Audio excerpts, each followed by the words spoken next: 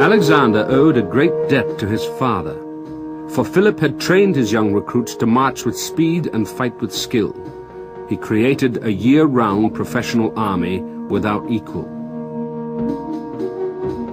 We've got organized armies for the very first time in history. When we say for the very first time, of course, I'm talking about a very broad sweep of period. The ancient Egyptians, the Hittites, and others, of course, had armies before Alexander's day. But there was a certain sophistication beginning to develop, which is going to continue in much the same general format for the next 1,000 years or so from Alexander onwards. There are roles for soldiers, there are cavalry, there are infantry, there are artillerymen firing the rudimentary artillery of their period, there are supply trains. All the requirements of armies, right way down to Napoleon at least, are present in Alexander's army.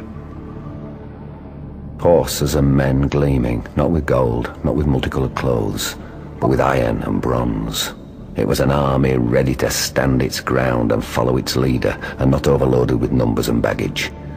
An army eagerly watching, not just for a signal from Alexander, but even for a nod.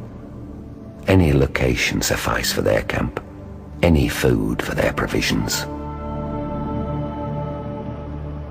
In addition to the cavalry and front-line infantry, both sides also had slingers, archers, and javelin throwers, whose role was to weaken the enemy before the battle began in earnest. But the core of an army was its infantry, and Alexander had another advantage in that the Persians used a traditional method of fighting.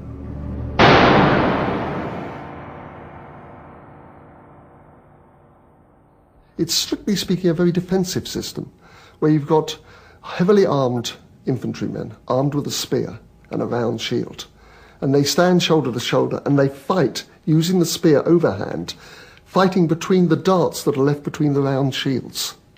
It's very much a defensive formation. The Macedonians had developed an entirely different type of formation, which was essentially aggressive. The soldiers were armed with a very, very long pike, 20 feet long, which they held in two hands, underarm, and because of the length of the pike, the points of the first 5 rows of spears all stuck out of the front of the phalanx. And when they charged, the other side had to get beyond 15 feet of points before they could actually reach the first person in the phalanx. And the phalanx literally ran across them and ran them down like a tank.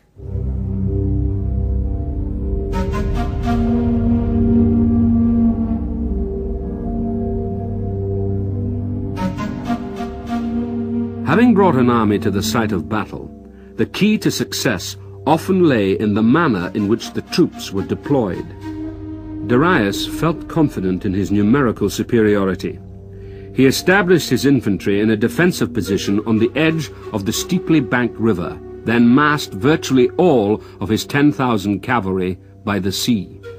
This cavalry was to launch an all-out strike across the shallow river mouth and encircle the Macedonians from behind. Darius reckoned that he could deliver a knockout punch with his cavalry located on his right wing, down by the beach, that they could sweep through the enemy cavalry opposed to them and then roll up the battle line of the Macedonians from there. I think that Darius thought about deploying his army and deployed it quite sensibly. The fact that he didn't win the battle was because he was fighting against a man whose military genius was unsurpassed.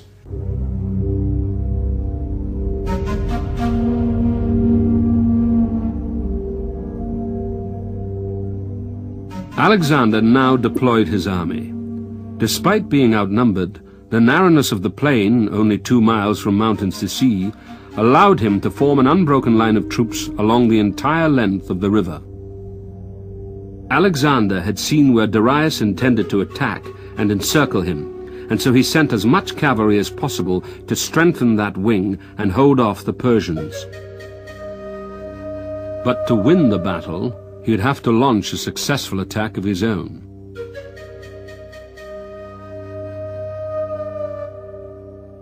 He saw that the Persian wing by the mountains was weak. If his cavalry could break the enemy lines at this point, it could make a direct assault on Darius himself. The king was the heart of the army, and if Alexander could kill or capture him, the massive force he faced would almost certainly collapse. In an ancient battle, the position of honor was always on the right-hand side. The cream of your army took up position on the right-hand side. In a phalanx, the commander of the phalanx takes up his position on the right-hand side. This is the position of honor, and you work downwards in rating towards the left. Now, during the period leading up to Alexander's conquest of Persia, there had been attempts to mass your cream on one side, to break the enemy's wing on that side, and this is in fact what Alexander is doing. He is charging with his cavalry against one side, shattering the cohesion of the army on that side, and therefore, to a certain extent, make it much easier for his infantry to come into action. He takes a very considerable risk in this personal leadership. If Alexander had been killed, so important was his position in his army, he was irreplaceable. But he realizes that to win all, he must sometimes risk all. That includes his person. But since he only does it with very careful preparation, it shows the greatness of his command.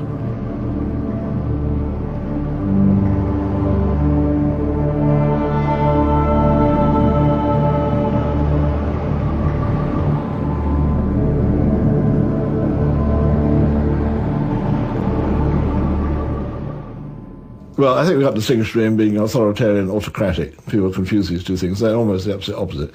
Authoritarian personalities tend to be rigid, close-minded, obsessive, mean, desperately inhibited, particularly inhibiting their aggressive and sexual drives and so forth. Unimaginative, conservative with a small c, conventional, conforming. And Alexander, like most great military commanders, didn't suffer from those defects of character.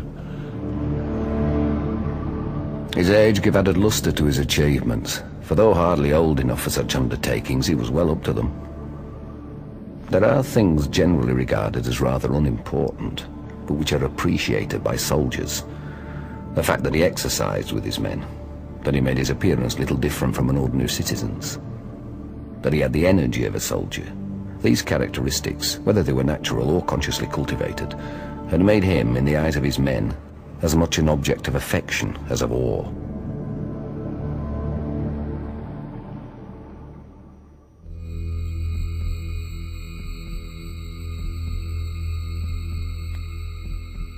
The two armies stared at one another.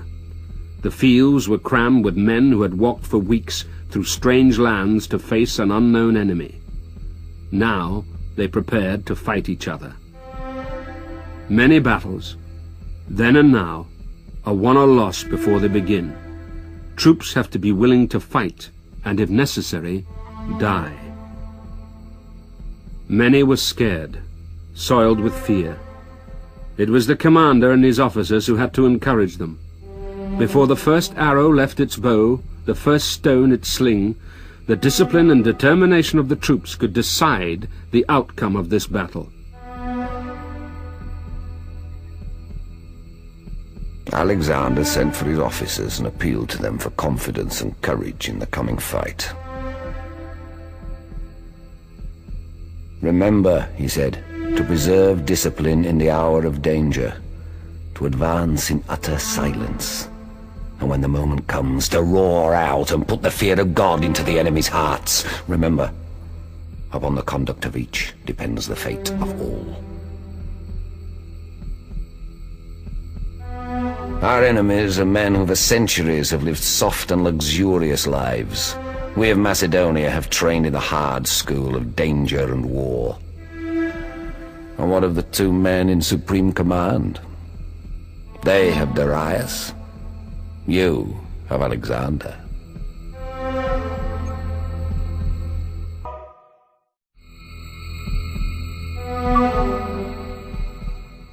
I think that the thing that we, as soldiers, most admire about Alexander is his courage. And I don't just mean by that his physical courage, but his physical and his moral courage. He was a very brave man. He was wounded by almost every weapon of war that was available at that time. He quite literally led from the front. He was the first over the wall in his assaults on cities. He endured by a deliberate act of will all the hardships which his soldiers endured. He would pour away his water if he knew his soldiers had no water themselves. So he was physically a very tough, very driven and a very courageous man. Success had bred in him both a fearlessness and the belief that he was divinely blessed. He sought glory in battle, for he was convinced that in glory lay immortality.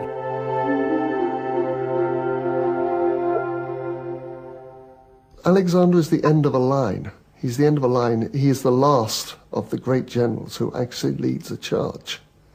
It is something that historians, even a few ancient historians, have criticized, this leading the charge. Notice the other ones who are mentioned with Alexander, people like Pyrrhus, Hannibal, Caesar, they never lead a charge. They always command from behind the line so that they can see what's going on and make necessary changes to compensate for where they're being defeated and where they're winning and so on. This, of course, Alexander couldn't do. There is always that element in any great general, the idea that he can't fail. The gods are with him and therefore he can do anything he likes and it will work. This sort of supreme self-confidence. I will charge, and because I'm Alexander the Great, I will win.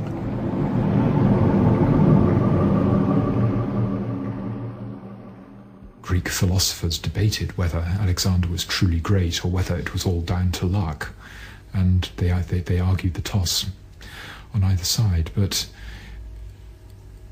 if it was all down to luck, then one might have expected to see one or two other people managing to do what Alexander did. But if you look at other great commanders in antiquity, someone like Hannibal comes nearest to him, and he ultimately loses. Whereas Alexander never lost. Alexander set himself incredible goals, challenges, competitions to be heroic, and he surmounted these, he achieved them. Alexander faced the biggest challenge of his life. From his position on the right wing at the head of his elite cavalry, he looked down the ranks of his army. Despite the numerical odds he faced, he felt confident of victory.